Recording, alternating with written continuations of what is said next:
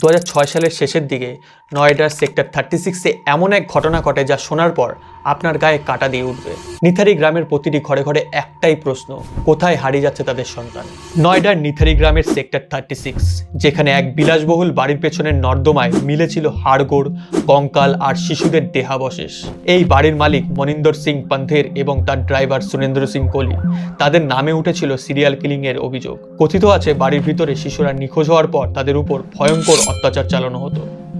সুরেন্দ্র সিং কোহলির স্বীকারোক্তি অনুযায়ী শিশুদের খুন করার পর তাদের মাংস রান্না করে খাওয়া হতো। গ্রামের মানুষদের অভিযোগ, পুলিশ প্রথমে এসব ঘটনাকে কোনো গুরুত্ব দেয়নি, কিন্তু মিডিয়ার চাপে যখন তদন্ত চালানো হয় তখন বেরিয়ে আসে একের পর এক ভয়ঙ্কর তথ্য। আজও নিখোঁজ শিশুদের অভিভাবকদের চোখে ভেসে ওঠে সেই বিভীষিকা। সেক্টর 36-এ সেই নর্দমা যেন আজও ফিসফিস করে বলে, এখানে লুকিয়ে আছে অনেক অজানা গল্প। এর পুরো ভিডিও দেখার জন্য এই চ্যানেলটি